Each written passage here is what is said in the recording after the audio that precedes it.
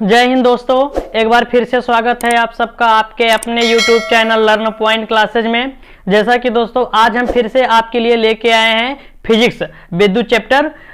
इससे पहले हमने फिजिक्स में आपके विज्ञान में जो भौतिक विज्ञान है आपका, उसमें आवेशन की क्रिया, आवेश व आवेश के गुण, इसका मात्रक क्या होता है, मूल आवेश और जो हमारा Q बराबर ये नहीं होता है, कैसे सूत्र आता है ये, और विद्युत के आधार पर पदार्थों का वर्गीकरण, जिसमें आपको हम बताए हैं जो सिल्वर होता है वह सबसे ज्यादा क्या होता है, सुचालक होता है, और कॉपर, उसके बाद आपका सोना आता है, उसके बाद एल्युमिनियम होता है। ये सब बातें हमारा हो चुका है।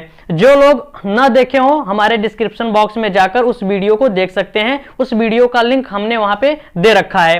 पहले लेक्चर में बताया गया है कि आवेशन क्रिया क्या होती है, दूसरे लेक्चर में बताया गया है आवेश व आवेश का गुण क्या होता है, तीसरे लेक्चर में मूल आवेश और Q बराबर NI सूत्र कैसे आता है ये बताया गया है, और इस पे एक आध दो सवाल भी किए हैं। उसके बाद चौथा लेक्चर है आपका विद्युत के आधार पर पदार्थों का वर्गीकरण। ये हमारा 5वां लेक्चर आज शुरू होगा। इससे पहले हम कुछ और जानकारी दे दें।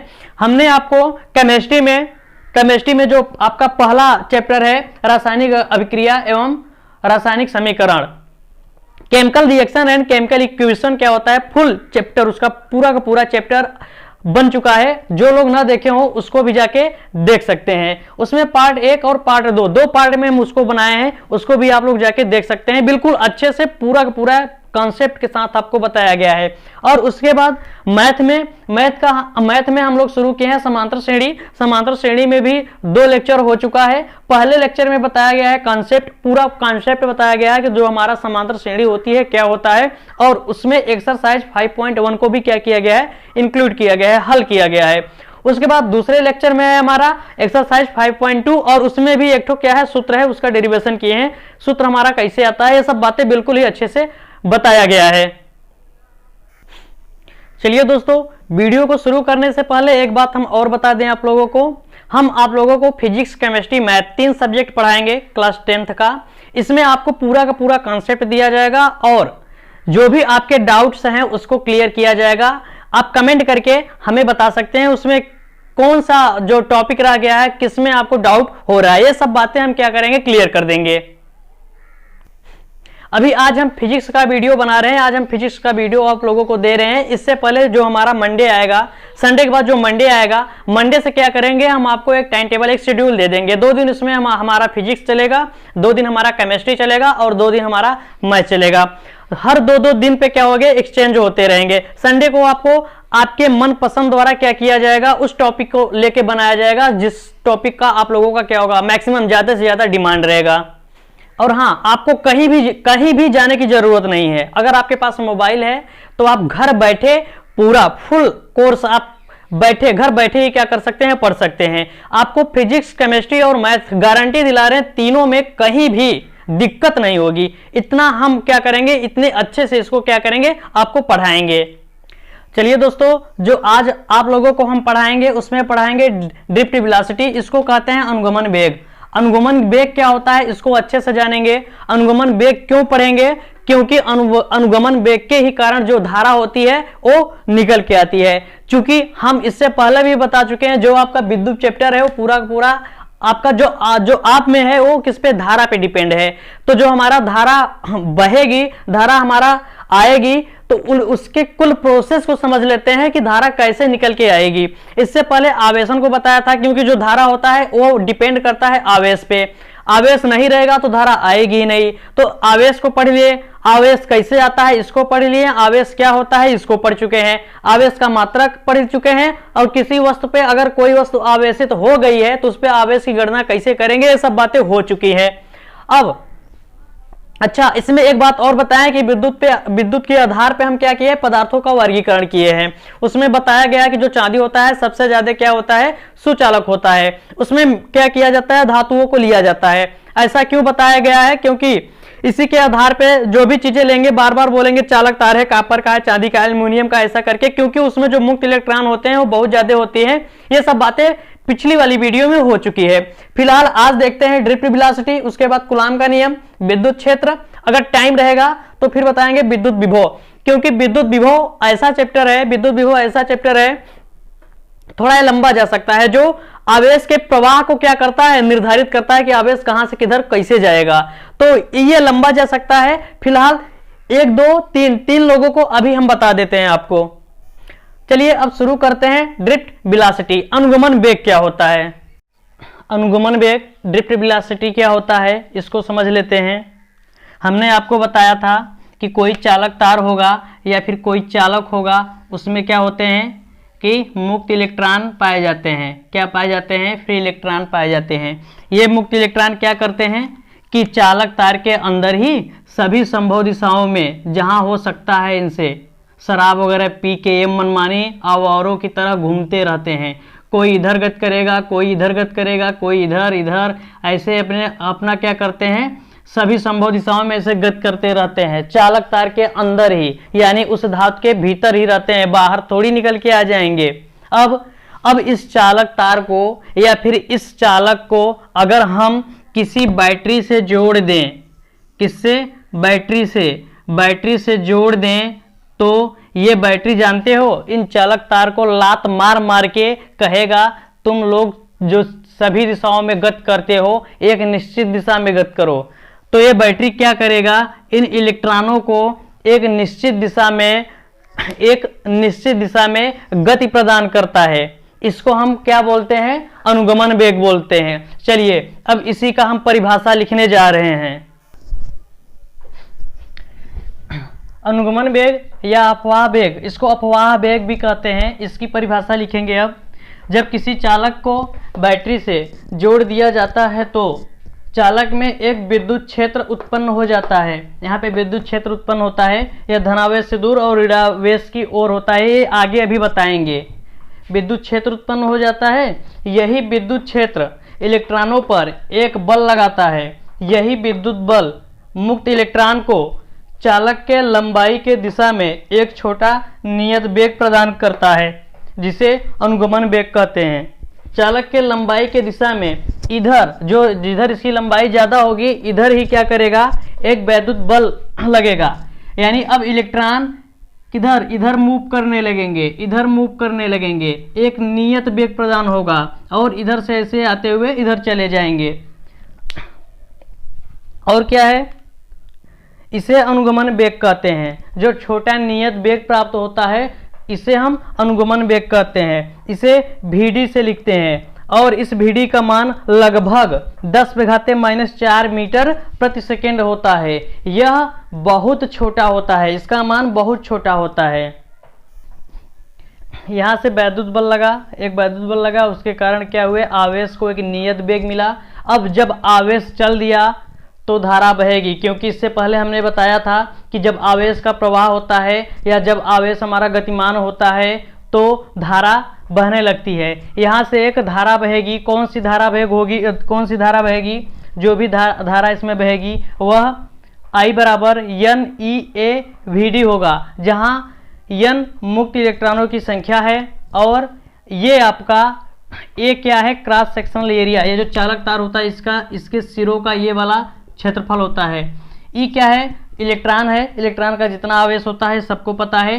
VD क्या है, अनुगमन वेग है। जो यहाँ पे क्या इलेक्ट्रॉन को क्या मिला है, अनुगमन वेग मिला है, वही आपका क्या है, VD है। चलिए यहाँ तक हम लोग समझ चुके हैं। कूलाम का नियम, थोड़ा इसको समझ लेते हैं। कूलाम का नियम क्या होता है। कूलाम ने बताया था कि दो आवेशों को अगर हम कहीं रख दे रहे हैं, इनके बीच की दूरी मान लेते हैं R है, कुछ दूरी पे रख देते हैं, तो क्या होगा, इन दोनों आवेशों के बीच एक बल लगेगा। कैसा बल लगेगा, अगर समान प्रकार के आवेश हैं तो एक दूसरे को प्रतिकर्षित करेंगे और विपरीत प्रकार के आवेश हैं तो एक दूसरे को क्या करेंगे, आकर्षित करेंगे। अच्छा यहाँ पे चलिए मान लेते हैं समान प्रकार के दो आवेश हैं, यहाँ पे प्लस Q, यहाँ पे प्लस Q है, तो ये मान लेते हैं Q1 है, आपका Q2 है, दो आवेश हैं। इस पे इसका बल लगाएगा, ये इसको प्रतिकर्षित करेगा तो ये इधर जाएगा, इधर लगेगा आपका F2, और इस Q2 पे ये Q1 बल लगाएगा, इसको इधर ये प्रतिकर्षित करेगा तो इधर बल लगेगा आपका F1। अगर यही विपरीत प्रकार के हों तो मान लेते हैं Q1 माइनस Q2, तो क्या होगा, इस पे इसका बल लगेगा, इधर आएगा F2 और ये वाला इसको अपनी ओर आकर्षित करेगा, इधर लगेगा क्या F1। तो ये दोनों एक दूसरे को क्या करेंगे, आकर्षित करेंगे। इस पे F2 बल लगेगा, इधर खींचेगा, इस पे F1 बल लगेगा, इधर खींचेगा, इन दोनों में आकर्षण बल लगेगा। और अगर समान प्रकार के हैं तब इस पे F2 लगेगा, इस पे इसका बल लगेगा, इसको इधर प्रतिकर्षित करेगा, और इस पे इसका बल लगेगा, इसको ये इधर प्रतिकर्षित करेगा। इसका परिभाषा हम लिखेंगे, चलिए परिभाषा लिखते हैं। कूलाम का नियम, परिभाषा लिखेंगे। दो स्थिर बिंदु आवेशों के बीच लगने वाला विद्युत बल आवेशों के गुणनफल के समानुपाती तथा उनके बीच के दूरी के वर्ग के व्युत्क्रमानुपाती होता है। इसे ही कूलाम का नियम कहते हैं। कूलाम के नियम में क्या था कि दो बिंदु आवेश होंगे Q1 और Q2, इनके बीच की कुछ दूरी होगी, मान लेते हैं क्या है, R है। अभी ये कहाँ पे, अभी ये हवा या फिर निर्वात में रखा गया है, किसमें, हवा या निर्वात में। तो इस पे जो भी बल लगेगा, इसमें आकर्षण या प्रतिकर्षण जो भी बल लगेगा वो बल प्रोपोर्शनल होगा किसके, इन दोनों आवेशों के गुणनफल के समानुपाती होता है। ये मान लेते हैं आपका समीकरण 1 बन गया। और दूसरा, अगर इन आवेशों के बीच की दूरी r हो तो इन पे लगने वाला आकर्षण बल इस दूरी के वर्ग के व्युत्क्रमानुपाती होता है। समीकरण बन गया आपका 2। यहाँ से देखेंगे अगर दूरी को बढ़ाते जाएंगे तो इन पर जो भी आवेश, जो इन आवेशों पर जो भी बल लगेगा उसका मान घटता जाएगा। यहाँ से समीकरण 1 और 2 से, समीकरण 1 और समीकरण 2 से निकालेंगे तो क्या आएगा, F प्रोपोर्शनल Q1 Q2 बटे R²। अब इस समानुपाती चिन्ह को हटाएंगे, इसको हटाएंगे तो एक नियतांक आएगा F बराबर K Q1 Q2 बटे R², जहाँ K आपका क्या है, K आपका नियतांक है, K आपका समानुपाती नियतांक है। K बराबर 1/4 पाई एप्सिलॉन 0, ये क्या है, यह नियतांक है। तो अब यहाँ से F बराबर 1/4 पाई एप्सिलॉन 0 Q1 Q2 बटे R², ये लगने वाला बल है। आवेशों पर जो भी बल लगेगा वो लगने वाला बल यहाँ से निकल के आ गया 1/4 पाई एप्सिलॉन 0 Q1 Q2 बटे R²। ये कब है, जब हवा में या निर्वात में आपका आवेश रखा गया है। अगर इन दोनों आवेशों के बीच कोई माध्यम आ जाए तो कुछ भी नहीं होगा। F बराबर 1/4 पाई एप्सिलॉन 0 इंटू K इसी में रहेगा Q1 Q2 बटे R² हो जाएगा। कब, जब आवेश कहाँ पे हैं, माध्यम में हैं, आवेश माध्यम में हो तब।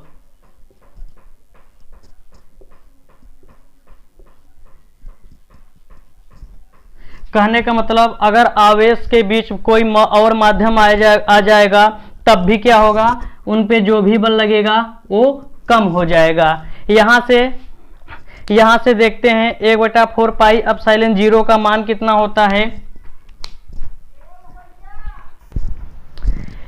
यहाँ से देखते हैं 1/4 पाई एप्सिलॉन 0 का मान कितना होगा। इसका मान होता है 9 × 10⁹ न्यूटन मीटर स्क्वायर प्रति कूलाम स्क्वायर। ये क्या है, 1/4 पाई एप्सिलॉन 0 का मान है। इसको अच्छे से लिख लीजिए। कूलाम की सीमाएं देखते हैं, क्या क्या सीमाएं हैं।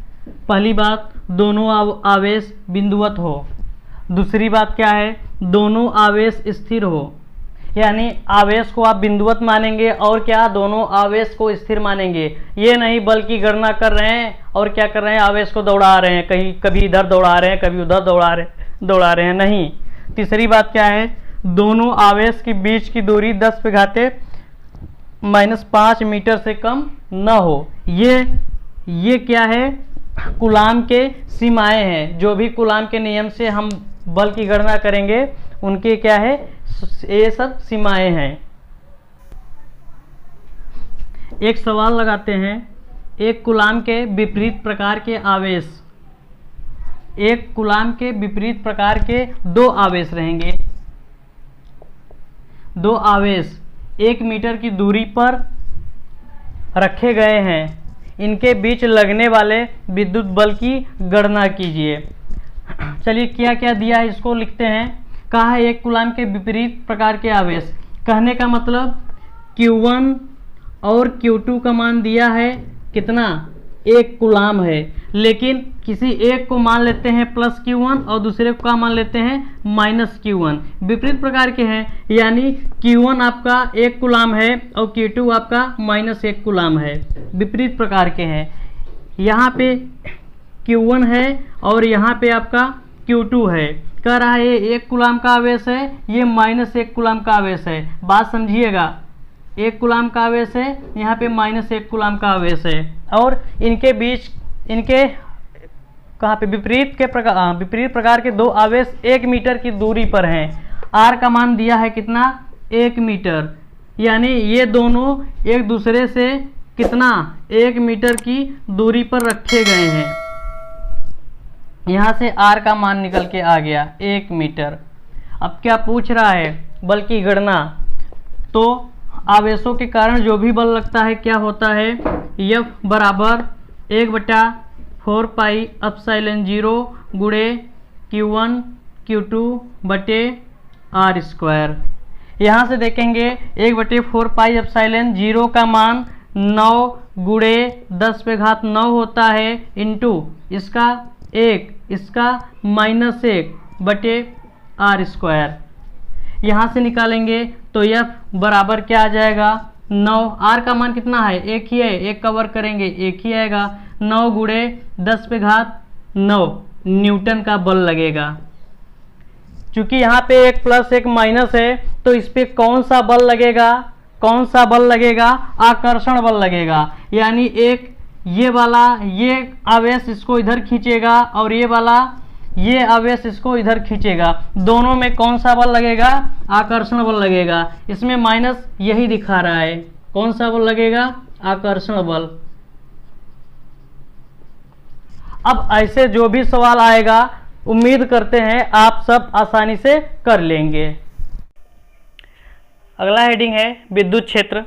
विद्युत क्षेत्र क्या होता है इसको जानते हैं, इसको जान लेते हैं विद्युत क्षेत्र क्या होता है। इससे पहले हमने आपको बताया था आपको क्या पढ़ना है, आवेश।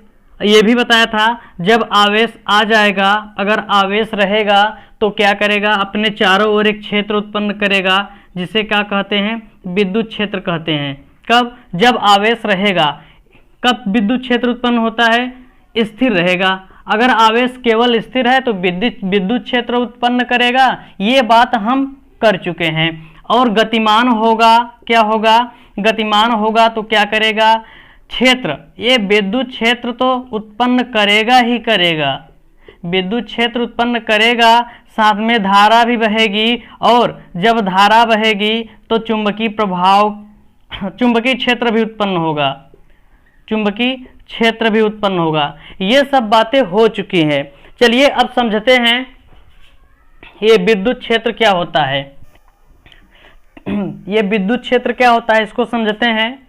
इससे पहले हमने आपको क्या बताया था कि आप क्या करेंगे, नहा वहा के अच्छे से आएंगे और बाल आपका सूख जाएगा तो कंघी लेंगे, कंघी लेकर बाल को क्या करेंगे, रगड़ेंगे। कंघी लेकर बाल में क्या करेंगे, बाल को झाड़ेंगे तो उसमें रगड़न होगी, तो उससे क्या होता है, उसके बाद फिर कंघी को हम कागज के छोटे छोटे टुकड़े के पास ले गए थे। जब कंघी कागज के टुकड़े से कुछ ही दूरी पे थी, तभी कागज क्या कर रहा था, इसकी ओर आकर्षित हो रहा था, इसकी ओर। कहने का मतलब कंघी क्या कर रहा था, कागज के छोटे छोटे टुकड़ों को कागज के टुकड़ों को, छोटे छोटे टुकड़ों को क्या कर रहा था, अपनी ओर आकर्षित कर रहा था। कुछ दूर पे, मान लेते हैं इतना ही दूरी पे जब पहुंचा तो क्या किया, आकर्षित कर लिया। यानी इस कंघी के चारों ओर एक क्षेत्र था। क्या था, क्षेत्र था। कौन सा क्षेत्र था, वैद्युत क्षेत्र था। कौन सा, विद्युत क्षेत्र था। क्यों, क्योंकि कंघी को हमने आवेशित किया था और आवेशित करने के बाद क्या किए थे, कंघी को हम कागज के छोटे छोटे टुकड़ों के पास लेके गए और वो क्या किया, कागज के छोटे छोटे टुकड़ों को अपनी ओर आकर्षित किया। तो इसके चारों ओर क्या था, एक क्षेत्र था। अब इसकी परिभाषा लिखेंगे हम, परिभाषा लिखेंगे इसकी, विद्युत क्षेत्र की, किसी आवेश के चारों ओर का वह क्षेत्र जिसमें किसी अन्य आवेश को रखने पर उस पर आकर्षण अथवा प्रतिकर्षण बल कार्य करता है, उसे विद्युत क्षेत्र कहते हैं। कौन सा क्षेत्र, चूंकि आपका कंघी क्या था, आवेशित था। यानी किसी आवेश के, मान लेते हैं कोई भी आवेश मान लेते हैं, प्लस आवेश है, तो इसके चारों ओर का वह क्षेत्र, इसके चारों ओर का वह क्षेत्र, जो आवेश होगा अपने चारों ओर एक क्षेत्र बनाएगा। तो इसके चारों ओर का वह क्षेत्र जिसमें किसी अन्य आवेश को ले आने पर क्या हो, आकर्षण अथवा प्रतिकर्षण बल कार्य करे। यहाँ पे आकर्षण और प्रतिकर्षण कब होगा, जब समान प्रकृति के आवेश होंगे तो प्रतिकर्षण होगा और विपरीत प्रकृति के आवेश होंगे तो आकर्षण बल कार्य करेगा। यहाँ पे मान लेते हैं प्लस क्यू है, अगर यहाँ से माइनस क्यू को ले आएंगे तो इसमें आकर्षण बल लगेगा, अगर प्लस क्यू को ही लेके आए तो प्रतिकर्षण बल लगेगा। ये बात हो चुकी है, ठीक है। विद्युत क्षेत्र हो चुका है, विद्युत क्षेत्र हो चुका है। अब चलिए जान लेते हैं विद्युत क्षेत्र की तीव्रता क्या होती है। विद्युत क्षेत्र पढ़ चुके हैं, विद्युत क्षेत्र की तीव्रता क्या होती है इसको जान लेते हैं। इससे पहले हमने आपको बताया कि कोई भी आवेश रख देंगे, इसके चारों ओर एक क्षेत्र उत्पन्न हो जाएगा। इस क्षेत्र के भीतर, इस क्षेत्र के अंदर किसी अन्य आवेश को अगर ले आएंगे तो क्या इस पे या तो आकर्षण या प्रतिकर्षण बल कार्य करता है। चलिए जान लेते हैं ये विद्युत क्षेत्र कितने मान का विद्युत क्षेत्र है। यानी कहने का मतलब विद्युत क्षेत्र के परिमाण या मान को ही क्या कहा जाता है, विद्युत क्षेत्र की तीव्रता कहा जाता है। यहाँ पे तो हम सिर्फ यही बस लिखे, यही बस बोले हैं ना कि विद्युत क्षेत्र उत्पन्न हो जाता है, कितना उत्पन्न होता है या फिर उसका मान कितना है, ये जान लेते हैं। अब इसकी परिभाषा लिखेंगे हम, विद्युत क्षेत्र की तीव्रता, इसकी परिभाषा लिखेंगे। विद्युत क्षेत्र के परिमाण, विद्युत या वैद्युत दोनों एक ही बात है, चलिए विद्युत ही कर देते हैं। विद्युत क्षेत्र के परिमाण या मान को ही विद्युत क्षेत्र की तीव्रता कहते हैं। विद्युत क्षेत्र की तीव्रता को इससे लिखते हैं। चलिए हम आगे समझाते हैं आपको। यहाँ पे समझते हैं कि मान लेते हैं कोई एक क्यू कूलाम का कोई आवेश है, अगर ये आवेश है तो अपने चारों ओर क्या करेगा, एक वैद्युत क्षेत्र उत्पन्न कर लेगा। ये बात सबको समझ में आ रही है। चलिए अच्छा, अगर एक हम आवेश को, एक अन्य आवेश को इसके अंदर ले आएंगे तो इस पे आकर्षण या फिर प्रतिकर्षण बल लगेगा। आकर्षण बल कब लगेगा, प्रतिकर्षण बल कब लगेगा, ये सब बातें हो चुकी है। लेकिन हम यहाँ पे समान प्रकृति का आवेश लेंगे। क्योंकि आवेश का सही परीक्षण क्या होता है, प्रतिकर्षण बल होता है। तो हम यहाँ पे समान प्रकृति के आवेश लेंगे। चलिए एक यहाँ पे मान लेते हैं कोई धनावेश है, एक अन्य धनावेश को इसके क्षेत्र के भीतर लाने में क्या मान लेते हैं, क्या लग रहा है, बल लग रहा है। कितना, F बल लग रहा है। तब इसमें एक संबंध निकालेंगे, ठीक है। इसको अब हम लिखने जा रहे हैं। क्या लिखेंगे, माना किसी विद्युत क्षेत्र में आवेश Q को रखने पर उस पर यह बल लग रहा है। माना किसी विद्युत क्षेत्र विद्युत क्षेत्र में अन्य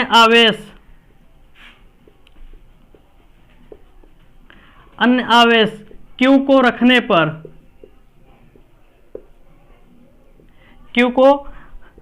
पर F बल लग रहा है।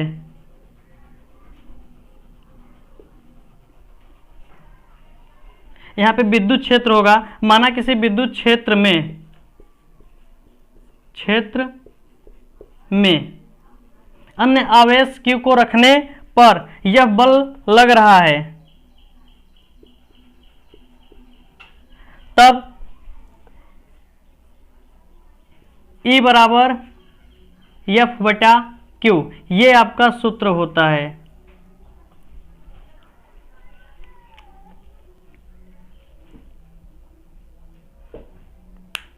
सबको समझ में आ गया?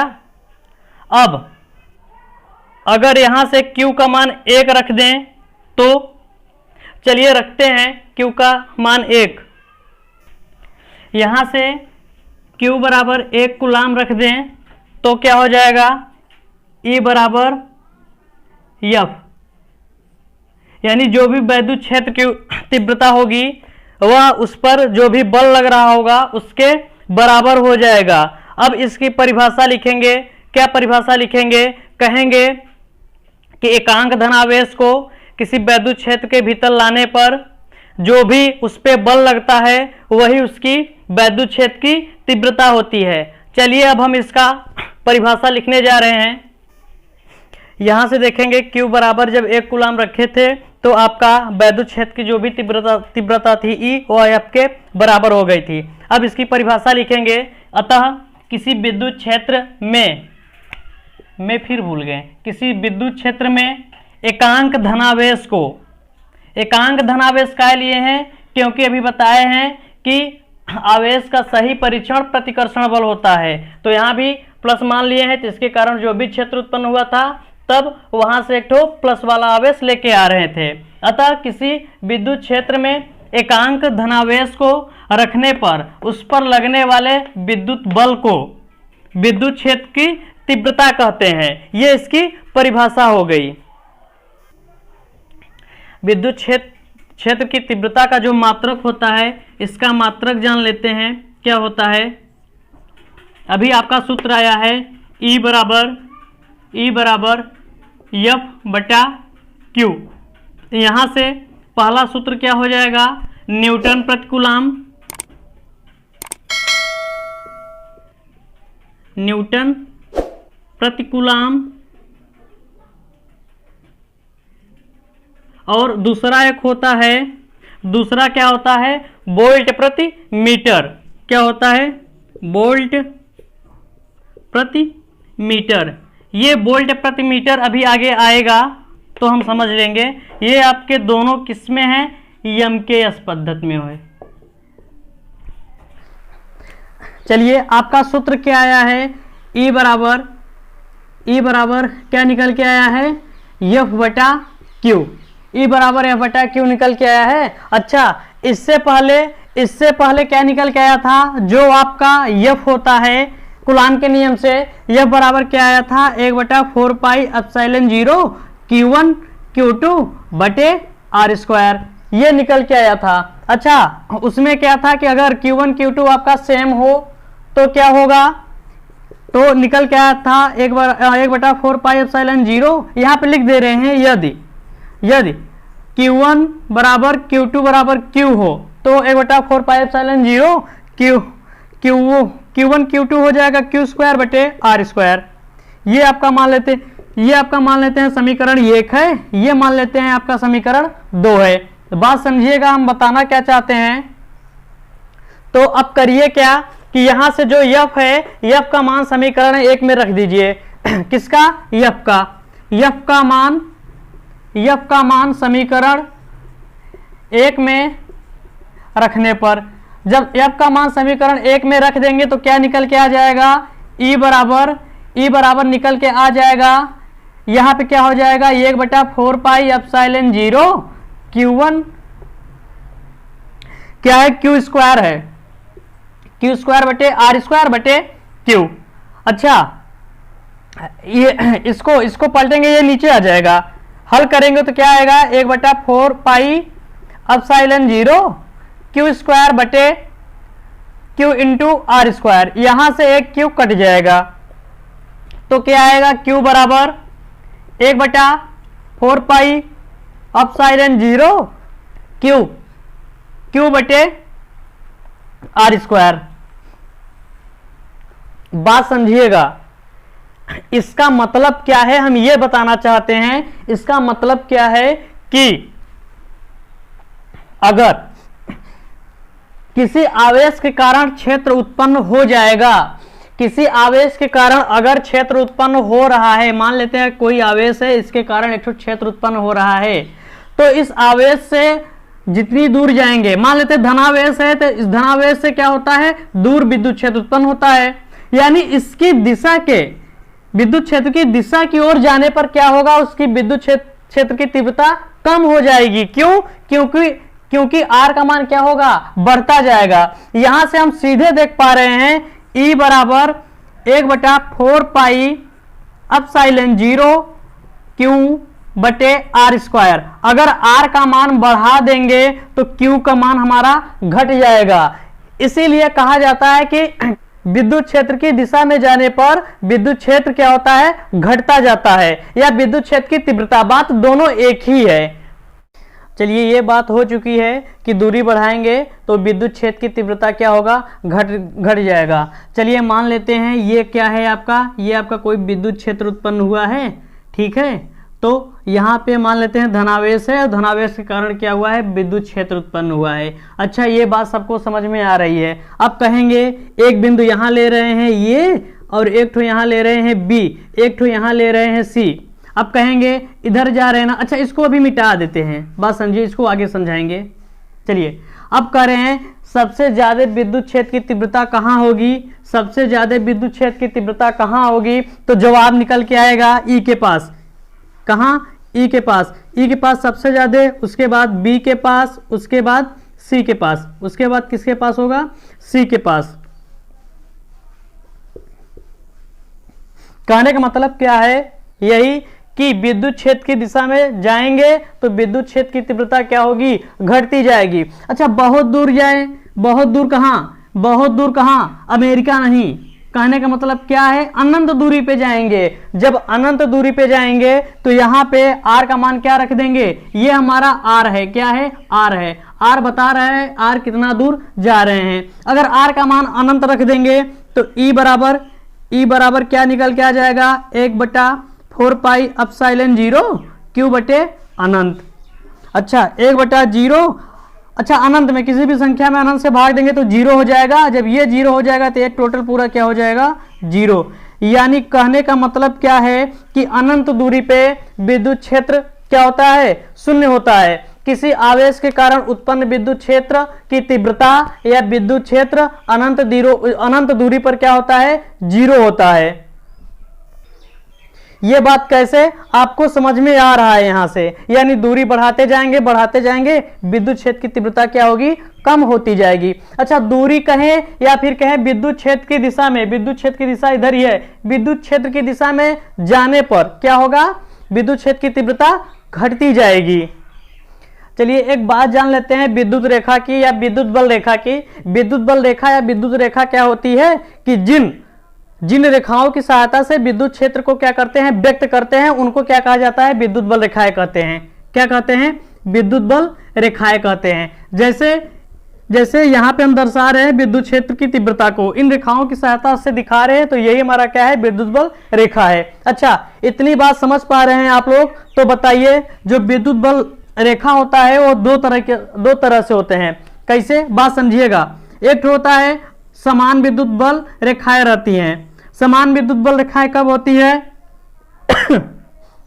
जब रेखा आपस में क्या है, एक दूसरे के समान दूरी पे हो, तो इसको कहा जाता है समान विद्युत क्षेत्र। क्या बोला जाता है, समान विद्युत क्षेत्र। और एक होता है असमान विद्युत बल रेखाएं। ये क्या होती हैं, असमान दूरी पे होती है, कोई यहाँ है, कोई यहाँ है, यहाँ है तो कोई यहाँ है। इसको क्या कहा जाता है, असमान विद्युत क्षेत्र। क्या कहा जाता है? असमान विद्युत क्षेत्र। क्या है पहला है एक समान विद्युत क्षेत्र, दूसरा असमान विद्युत क्षेत्र। एक समान या समान बोले बात एक ही है। अब विद्युत क्षेत्र की तीव्रता या विद्युत क्षेत्र के बारे में एक दो बातें और जान लेते हैं। अच्छा, जो लोग हमारा वीडियो देख रहे हैं, अगर वो चाहते हैं कि पूरा का पूरा अगर हमको अच्छे से आए तो हमारा शुरू से वो वीडियो देखें, एक भी वीडियो वो लोग मिस ना करें। चलिए अब देखते हैं विद्युत क्षेत्र की तीव्रता के बारे में। चलिए विद्युत क्षेत्र की तीव्रता में दो बात बताने जा रहे हैं। पहली बात क्या है कि विद्युत क्षेत्र की तीव्रता एक सदिश राशि होती है, इसकी दिशा धनावेश से दूर और ऋणावेश की ओर होती है। कहने का मतलब क्या है, अगर कोई धनावेश आप रख देंगे तो इसके कारण जो भी क्षेत्र बनेगा इससे दूर ऐसे बनेगा, इधर भी ऐसे बनेगा, इधर भी ऐसे बनेगा। तो विद्युत क्षेत्र की जो तीव्रता होती है सदिश राशि होती है। जिधर तीर है उधर ही क्या दिखा रहे हैं कि इसकी दिशा उधर गई है।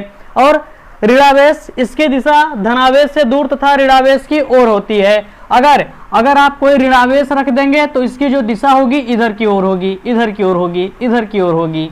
ये बात समझ पा रहे हैं? चलिए, अच्छा, अगर आपको इतनी बात समझ में आ रही है तो आगे बताइए। अगर हम विद्युत क्षेत्र की तीव्रता ऐसे दर्शा रहे हैं, इसका मतलब क्या है? इधर धनावेश है और इधर क्या है? इधर ऋणावेश है। क्या है? ऋणावेश होगा। अगर इधर से देखेंगे तो इधर धनावेश के कारण होगा और इधर देखेंगे तो ऋणावेश के कारण इधर उत्पन्न हो रहा है। ये बात सबको समझ में आ रही है।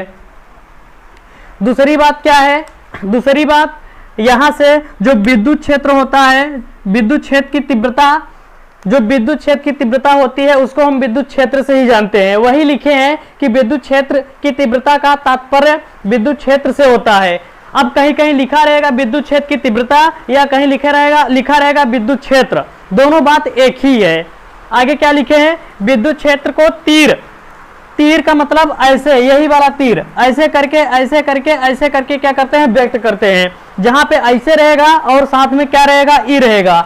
क्यों ई रहेगा? इससे पहले बता चुके हैं, इलेक्ट्रिक फील्ड इंटेंसिटी है, तो इसको हम काहे से ई से लिखते हैं, सब बातें हो चुकी हैं। यहां पे आपका विद्युत क्षेत्र की तीव्रता क्या होता है खत्म होता है। अब हमारा अगली हेडिंग आएगा विद्युत विभव क्या होता है। अब हम उसको पढ़ेंगे अच्छे से, विद्युत विभव क्या होता है। आज के लिए बस इतना ही दोस्तों। अगर आप लोगों को हमारा वीडियो अच्छा लग रहा है तो प्लीज हमारे वीडियो को लाइक करिए, हमारे वीडियो को ज़्यादा से ज़्यादा शेयर करिए, और हाँ, जो लोग अभी नए आए हैं हमारे चैनल को सब्सक्राइब कर लें और हमें कमेंट करके बताएं हमारा वीडियो कैसा लग रहा है। तब तक के लिए जय हिंद, जय भारत।